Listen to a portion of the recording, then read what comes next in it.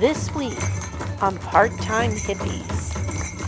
Eons ago, indigenous people lived in the land now called South Dakota.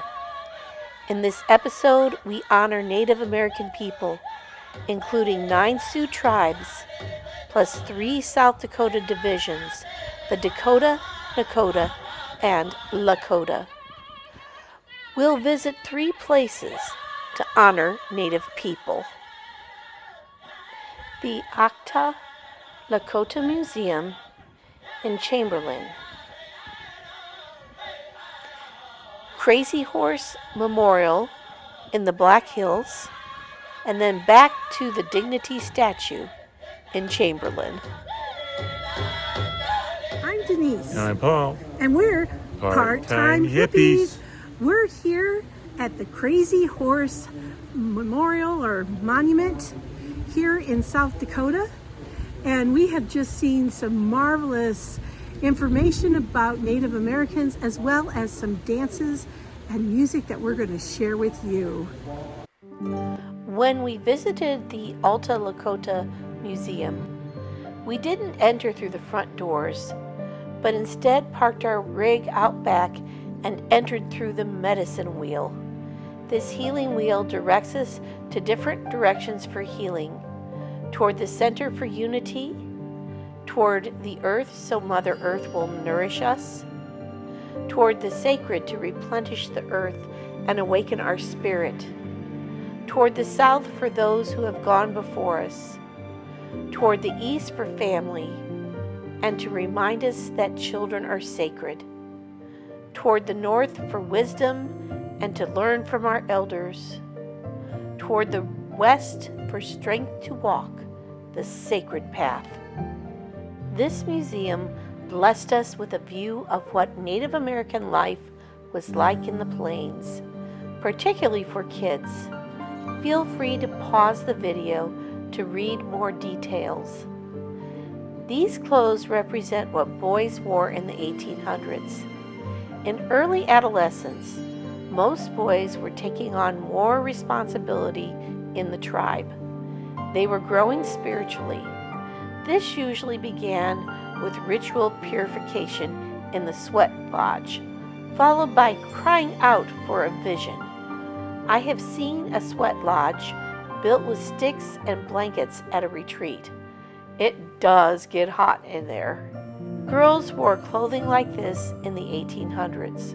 Girls spent most of their time with their mothers and other female family members as they went about their work. They might gather berries or braid wild turnips, eventually working up to creating beading patterns. Look at the beautiful beading patterns in these moccasins. The Lakota exhibited so much talent at this museum, from beadwork to artistic clothing, to even how they hollowed out a canoe.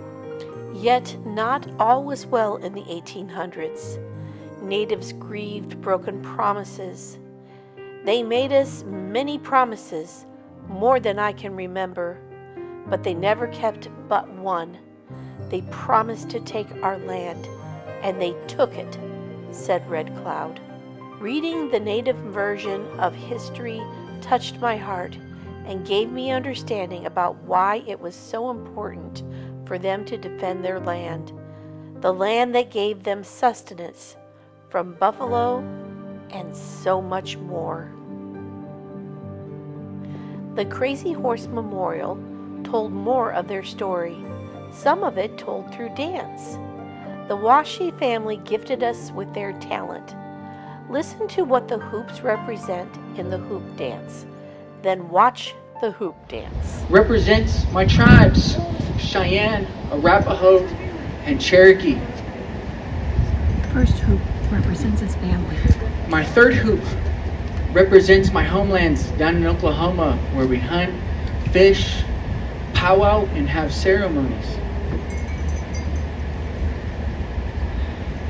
My fourth hoop was for my ancestors, Washee and Spotted Wolf. For them, I would not be able to be here sharing these stories. And my fifth hoop represents that sacred circle of life. Everything comes and goes. It's a never-ending cycle. And when you bring all these hoops together, you have my entire world.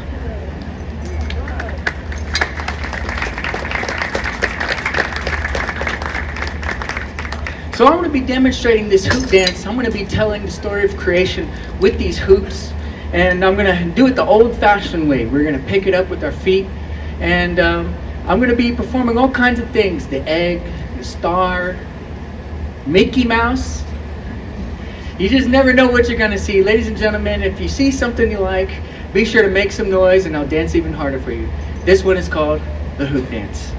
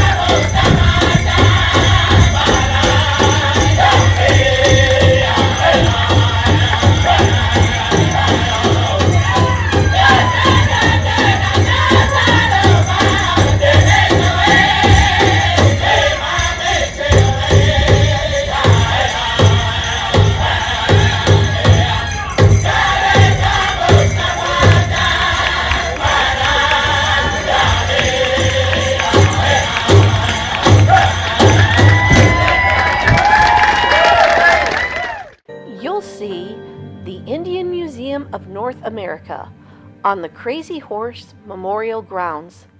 Look at the exhibits as I tell you the real story about Crazy Horse. Crazy Horse led his people with bravery and skill, and his legend lives on in his sculpture and in his story. At the museum, you can see the primary document that tells the real story of how Crazy Horse died.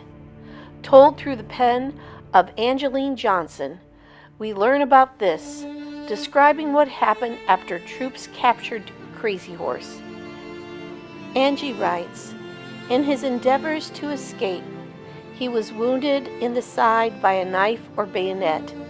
Some thought at the time that he stabbed himself in trying to stab Little Big Man, who had been one of his principal chiefs, but who was disappointed of his conduct since his surrender and was helping to arrest him. He was under the doctor's care until he died. Crazy Horse's father and another chief of his band stayed with him all night, so they knew just how he died. The next morning at daylight, the old man, Crazy Horse's father, was out walking across the parade ground and crying and mourning greatly. Over time, Crazy Horse has emerged from this stone, a vision of sculptor Korczak Ziolkowski and Chief Standing Bear, who invited him to sculpt. Currently, Korczak's grandson, Dr. Caleb Ziolkowski, is overseeing the work. The memorial inspires us by telling the real story of Crazy Horse and drawing visitors from around the world to see and hear it. Stopping at the Lakota Museum on the way to the Black Hills, and then resting at the feet of Dignity on the way back from Crazy Horse provided great bookends to a phenomenal trip. Native Americans are such an essential part of the South Dakota story. They are the foundation to its history and give us perspectives for telling how the West became what we see today. Thank you to the Sioux, Dakota, Nakota, and Lakota nations for telling your truth and for all you did to make South Dakota great. May you continue telling your story through prose, poetry, art, music, and dance.